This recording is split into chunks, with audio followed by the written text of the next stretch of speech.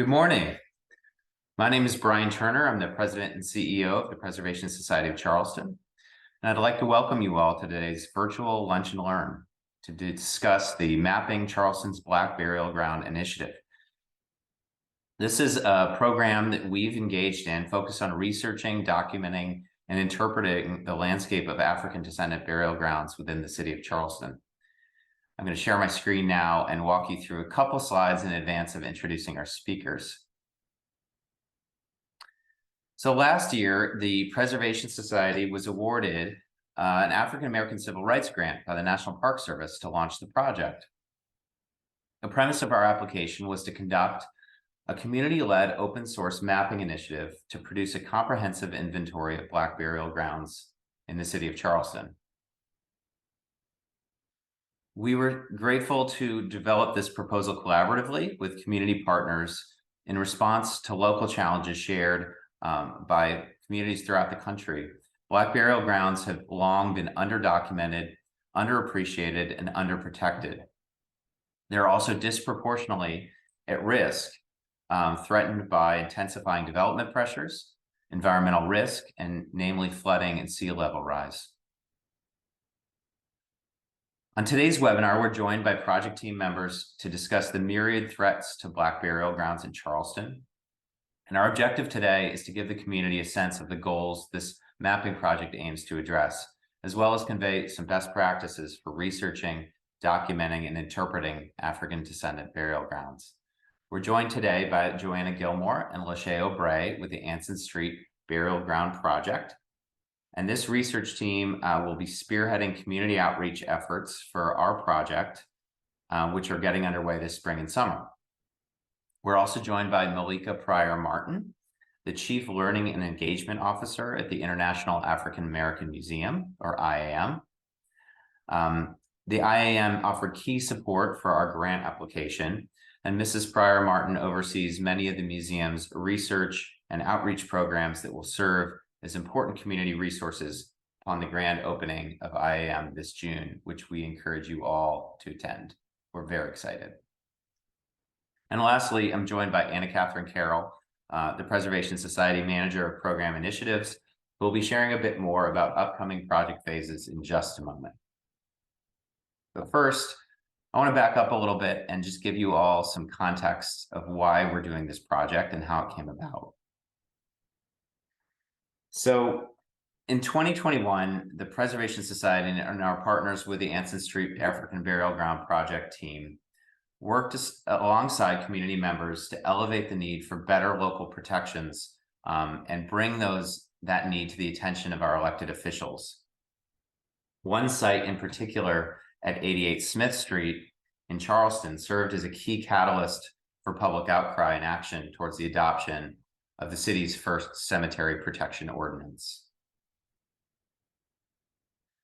The story began when it came to light that the city of Charleston had granted approval to a new owner to bore 16 helical piles for foundation repair at this historic residence. The house was constructed in 1935 on a site that once served as the Ephrath and Trinity cemeteries and was recorded as the unmarked final resting place for more than 3,600 Black Charlestonians. The house was a part of the site.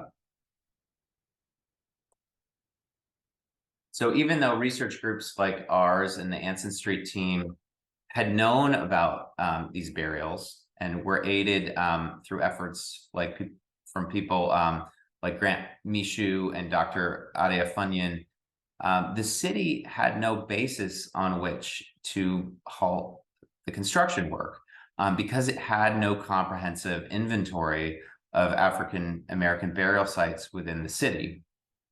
Ironically, the project had to receive permits for architectural review, but nothing for boring beneath the soil. And I would note here that our city remains woefully unprepared when it comes to the disruption of the underground environment, both archaeology as well as burial grounds. This is just a view into the grand trees that are behind the home and really protect a site that is widely understudied and underappreciated by the community. So this tragic incident exemplifies the story of numerous sites significant to African-American life and history that were essentially erased from the historical record to make way for redevelopment, and particularly in the early 20th century. Other high-profile examples of this include the Potter's Field near the Citadel's Haygood Stadium, Brown Fellowship Society Cemetery under what is now the College of Charleston's Addlestone Library, and the remains of 36 enslaved Africans and African Americans uncovered during the construction of the Gilliard Center, which Joanna and Lachey will be talking about more momentarily. To prevent this cycle from continuing, the Preservation Society and the Anson Street team successfully advocated for a cemetery protection ordinance that enables the city to stop construction if a developer receives notice that burial sites are present. While this ordinance represents a major preservation win, there's still no inventory of burial sites that would empower city officials to work proactively with developers to avoid accidental or willful destruction. And that is exactly the information gap that the Preservation Society aims to bridge through the implementation of the Park Service grant-funded project. With that, I'd like now to introduce Anna Catherine Carroll, our Manager of Preservation Initiatives, who will be introducing our speakers. Thank you all for your participation, and thank you for your support for our work. Thank you so much, Brian. As Brian mentioned, my name is Anna Catherine Carroll, Manager of Preservation Initiatives, and it is an honor to be working on this project with such an incredible group of partners. So regarding primary project goals, over the next 2 years, the Preservation Society and our partners will work alongside residents to identify and map at-risk Black burial sites. This data will be compiled to inform a GIS mapping layer, which will ultimately be integrated into the City of Charleston's mapping platforms as a planning and preservation tool. With this map at the ready, the planning department will be able to cross-reference burial information anytime a request for new development or invasive activity comes forward. This will allow the city to more proactively apply its cemetery protection ordinance and reduce the chances of an unfortunate accidental discovery. Over the course of the last several months, the Preservation Society has teamed up with graduate research interns and historians to conduct background research and gather information to help us better assess what we already know about the city's burial landscape and where the greatest gaps are, especially in historically rural areas where development is encroaching faster than ever before. This work sets the stage for the most important phase of the project, which is engaging the community to listen and learn about significant local history that is not readily accessible in municipal records. Black history has been severely undercollected and underrepresented, and often exists more so in personal memories, oral tradition, photographs, and family papers than in formal archives. And with this in mind, outreach efforts will kick off this spring to provide a platform for community members to shape this project by sharing their knowledge of Black burial sites significant to their neighborhood and family histories. We are honored to be partnering with Lachey Oubre and Joanna Gilmore from the Anson Street African Burial Ground Project to facilitate this dialogue. And now I am pleased to pass the mic to Lachey and Joanna to share more about what they've learned from their extensive experience engaging descendant communities, as well as researching, documenting, and interpreting unmarked African-descendant burial grounds. Hello, I would like to say thank you to Preservation Society for inviting us to this virtual lunch and talk. It seems very exciting for us to be here. Will now explain the work of Anson Street Burial Ground. Our acronym is ASAGBA.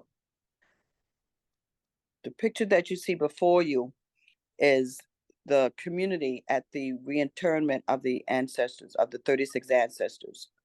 Right here, we are at the corner of Anson and George Street. This project began with the discovery of an unknown burial ground found during construction at the Gilliard Center. The burials of 36 individuals of African descent were carefully excavated by archaeologists working for Brockington and Associates following their initial disturbance. The burials and the remains were recorded, samples were collected for isotope analysis. The archaeological research indicated that these children, women, and men were buried between 1760 and 1790 in roughly 4 equally spaced rows. Some individuals were buried in coffins, wearing clothes, and wrapped in burial shrouds. One child, Walela, had coins dating to 1773 placed on his eyelids. The burial of the 36 ancestors of African descent were carefully excavated by archaeologists working for Brockington and Associates. Following their internment, they were initially disturbed. After the initial analysis, the remains were placed into storage in a climate-controlled government facility.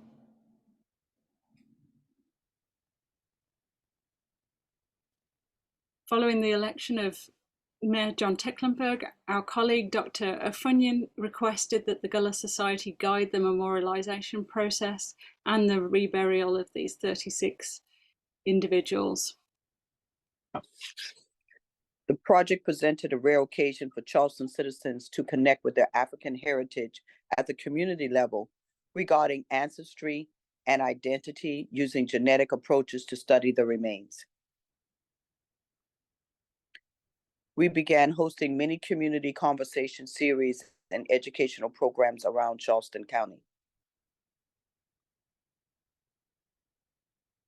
Our activist ethos developed in response to proven racial disparities in Charleston County, which were uncovered in a report produced by the Oubre Research Center for African American History and Culture, following the racially motivated murder of congregants at Mother Emanuel Church in 2015. This, combined with the history of physical and structural violence enacted upon Black bodies, as well as the lack of representations of the African presence in Charleston's memorial landscape, motivated us to use tools available through historical and archaeological research to reshape narratives about African-descendant lives. Through various modes of community participation, we were able to honor the ancestors and restore dignity to descendants through the community's active involvement in the decision-making and memorialization process. We are excited to be partnering with the Preservation Society to bring our expertise in working with communities. We will work and have listening sessions on Johns Island, James Island, and Daniels Island, and the Charleston Peninsula.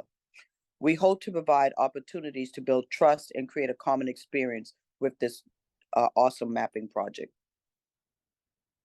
The pictures that you see before you are part of the community engagement conversations. This was at City Gallery, Rattling Bones, Conversation, Holy Rites, and Sacred Places. And part of this presentation was also a fashion show. This community conversation is one of the most important that we have, where our community members speak back to us. We actually have conversations around topics of discussion at various locations. Now this is where the work begins. Engagement in DNA research. Before you, you see Dr. Raquel Flex and Dr. O looking at some of the DNA sampling. Then you see Joanna with a community member doing her DNA. And then you see Adadame, and he's in the lab. He was a student at the College of Charleston who was very interested in our work. And he was able to go to the University of Penn with Dr. Flexkes and to work on the DNA process. He has now graduated and he is now in medical school. This is part of our art workshops. What we did is we went into the community. We commissioned 5 artists: Peggy Hartwell, Nick James Quadre Stuckey, Arian King Comer, and Dontre Major to partner with Redux Center for Contemporary to create free artwork for all ages.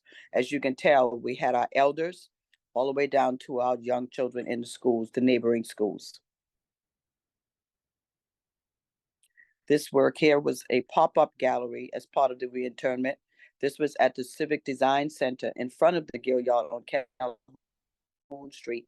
This work here was done by over 400 children and adults and 12 schools involved in the workshops provided by me. And this was heartwarming because what we did is we went in and we taught the children about the genealogy. We taught them about the archaeology. We taught them about the ancestors. And from what they heard from us and how they internalized it, these are the artwork that came from the children. And absolutely amazing. Still warms my heart.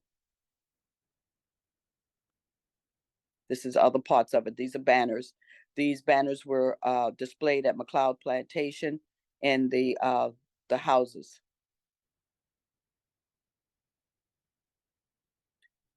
Now this is very special. This is the naming ceremony of the 36 held at McLeod Plantation Historical Site by the water. We were at North Charleston High School in a forensic class. And, you know, we kept saying the 36 ancestors, the 36 ancestors. So the young lady said, do they not have a name? We said, no, they don't. And she said, can we name them?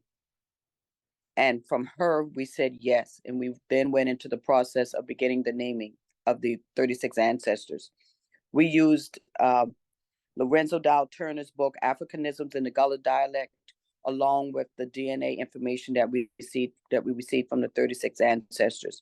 And as you could tell, we had African priests and priestesses out there doing the naming ceremony. And then we had the community. Everything we do has a community in it because we don't do anything without the permission of the community, because this isn't our work. This is the community's work.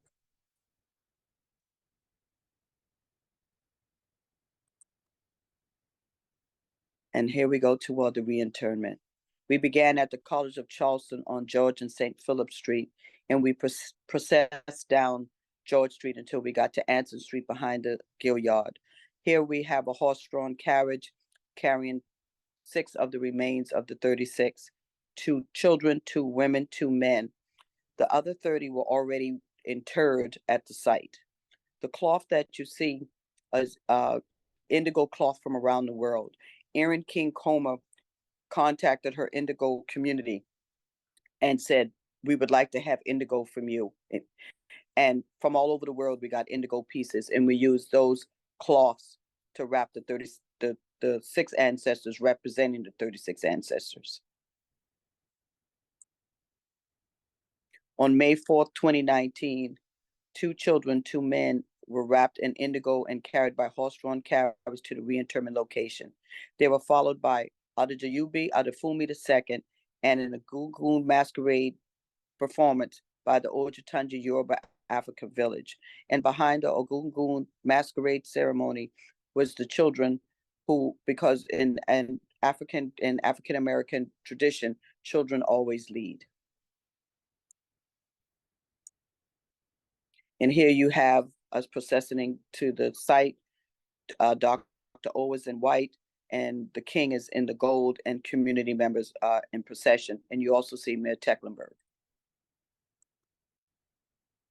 Here the ancestors are being carried to the vault. We've now reached the back of the Gilliard on Anson and George Street, and they are lovingly being removed to be placed into the vault.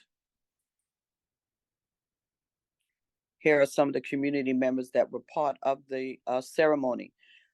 We invited, based on the DNA of the 36, we invited cultures of each of we invited each of the cultures by which the DNA represented. And the ones you see here is the Ogungun African, this is the queen of the Yoruba village. And then you see the keepers of the word, the Native American group. And last but not least, we have the children. These are the children of Watoto Academy Dance Studio at Meeting Street Schools. And they led the procession and they danced and they sang the entire reinterment program.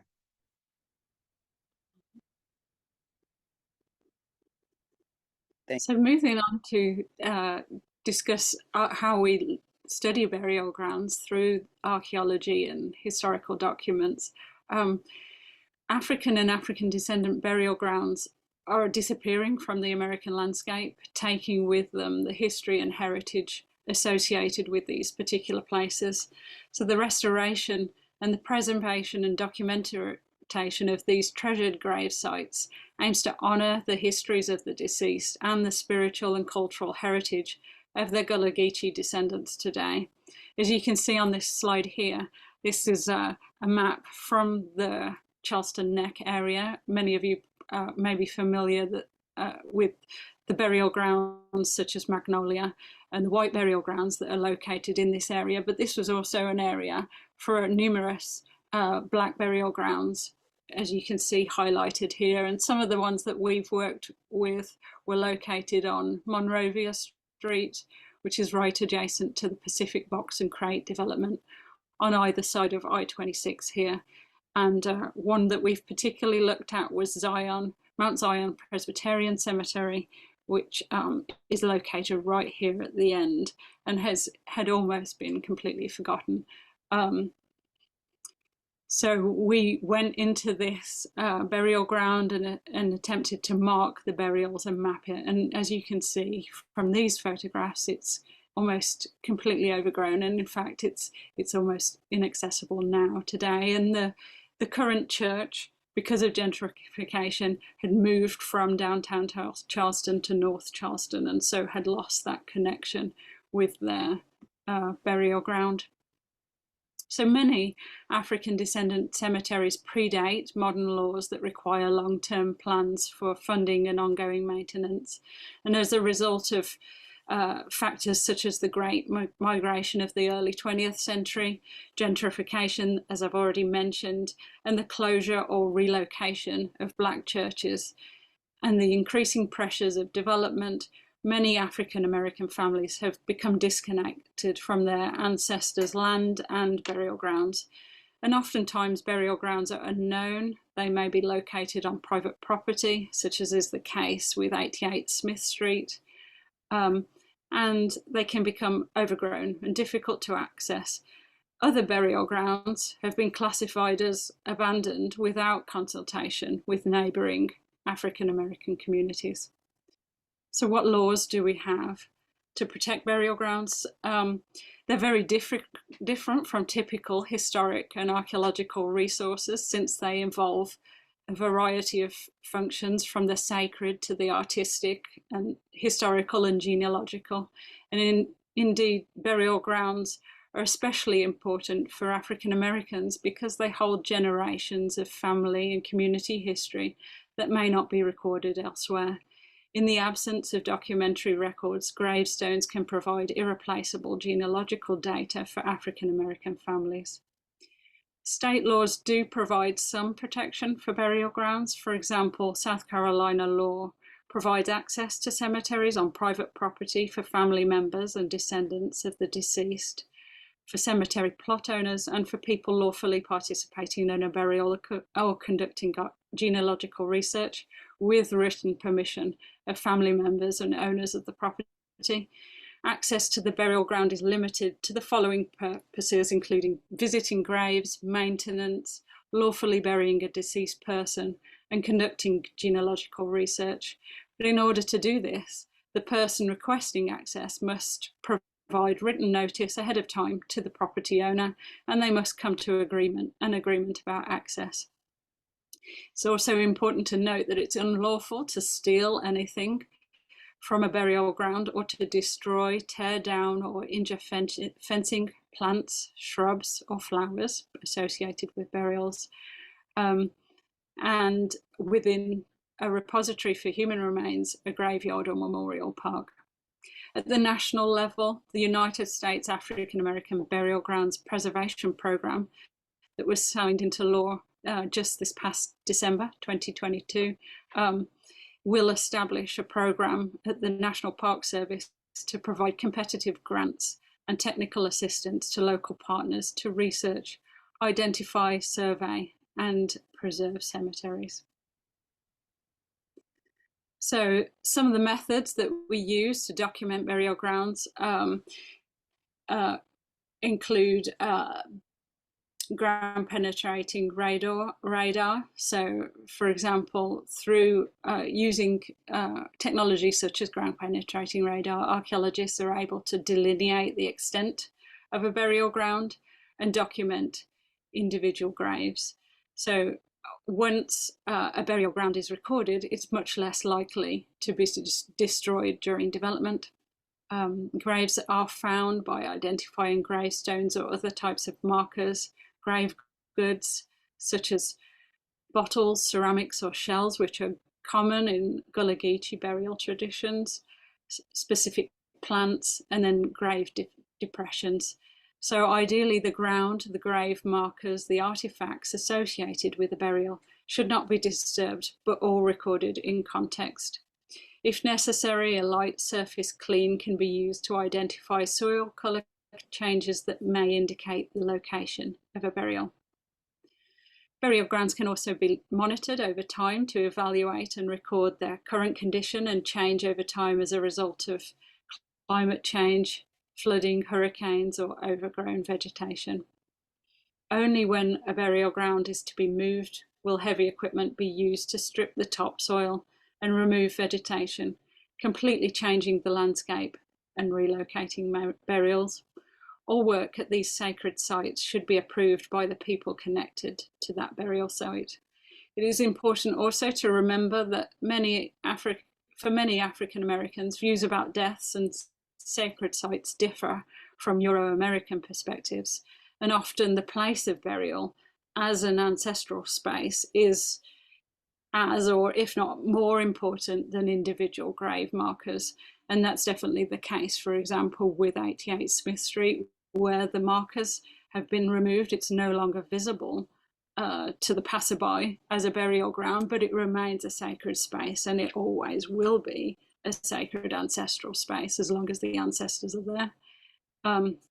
So some of the best practice for African-descendant burial grounds should focus on identification and documentation in the face of development and the ethical involvement of African-descendant communities in research and preservation. By researching and interpreting the lives of the individuals buried at these sites, we can add to our understanding of the vibrant Gullah communities that formed part of Charleston's historic mosaic. We believe that this work has the potential for affecting change in the ways that government, developers, and the public view and treat important, historic, and sensitive African and African-descendant sacred sites. We will now pass the mic to the International African American Museum Chief Learning and Engagement Officer, Malika Pryor-Martin.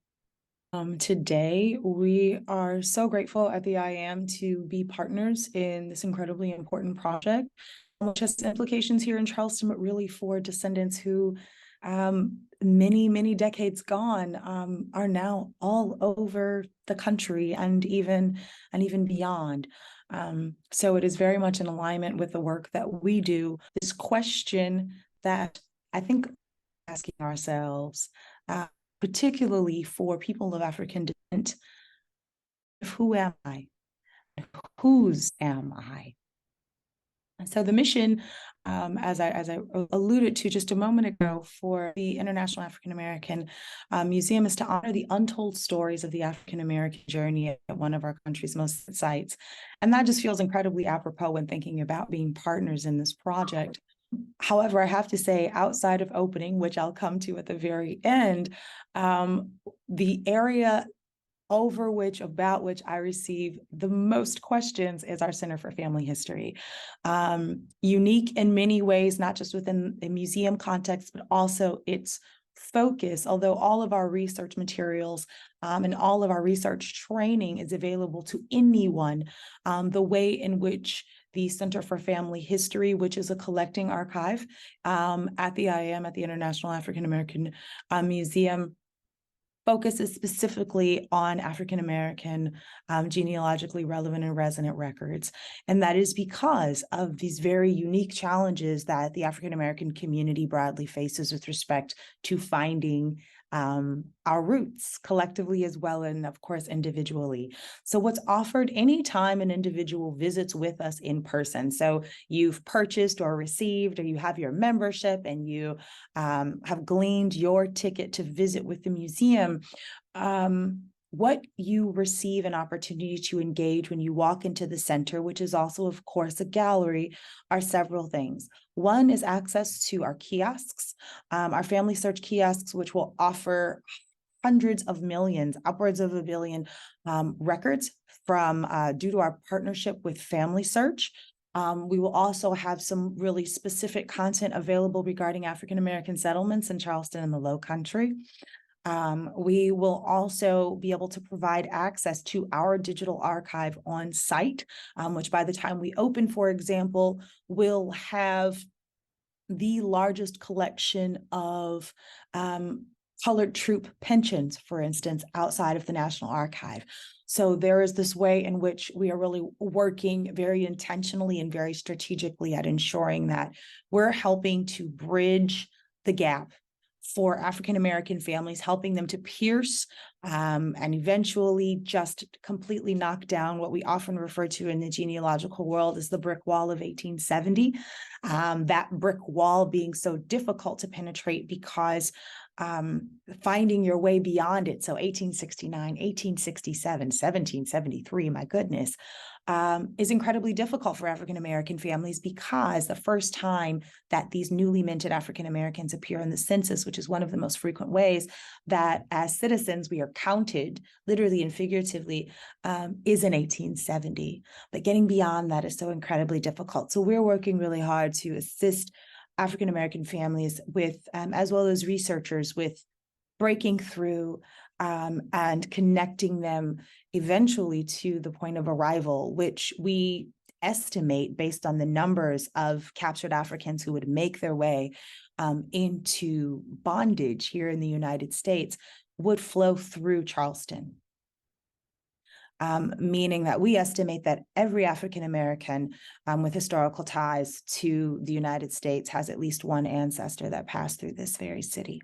So there's quite a lot of possibility with respect to the work that Center for Family, that the Center for Family History is doing specific to our archive and collection. So as it continues to expand and deepen, that's access that's available when you come and see us. Beyond that, we have what I like to think of as a lifelong memento and gift from the museum, which is a 60 to 90 second experience. So think StoryCorps in a miniature version that's forwarded via link. It's content that when you share it, you can own it for yourself alone, or a visitor can choose to share so that it becomes part of our story booth collection.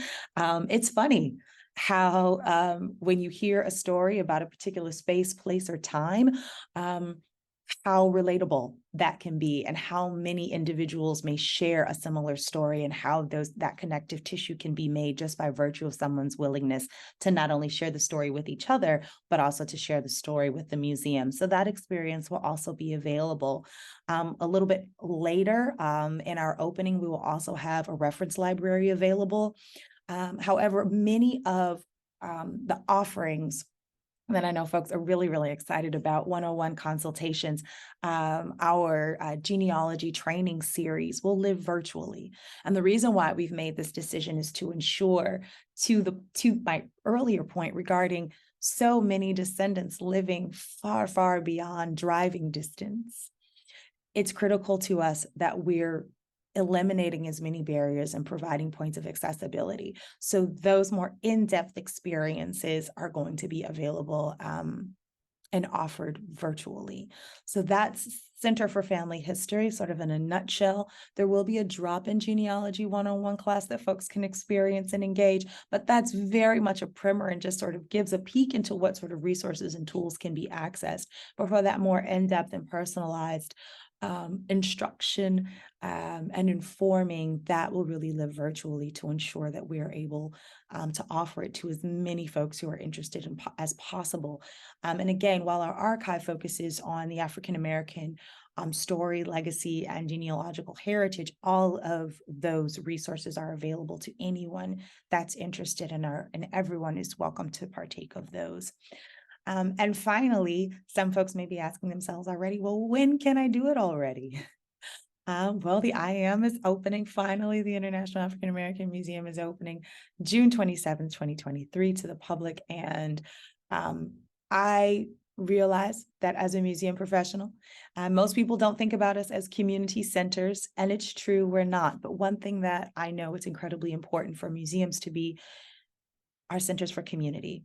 And so the IAM is incredibly excited. I think I can speak for the entire team when I say that we really look forward to being in conversation and community with our visitors that we know will be coming from all over, because folks are always coming from all over to Charleston, but including in particularly our residents, because we think of ourselves as an institutional neighbor, and are so grateful to have the opportunity to be in partnership and in community with you all. So thank you.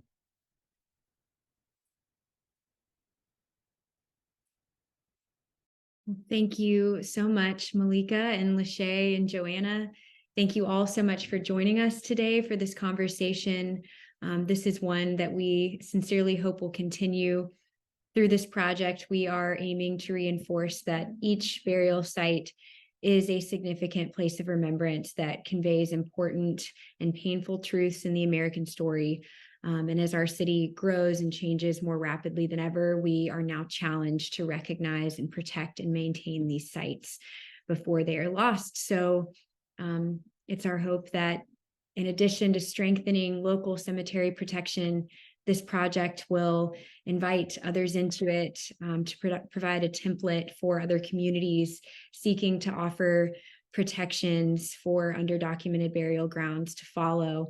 And with a national platform like the African American Civil Rights Grant Program, the benefit really is visibility and new opportunities to share experiences and exchange ideas within our community and with communities across the country. So thank you all so much. We encourage you to stay updated. You can visit the Preservation Society's website, the International African American Museum's website, the Anson Street African Burial Ground Project website as well to receive project updates. And we look forward to providing those as this work gets underway. Thank you.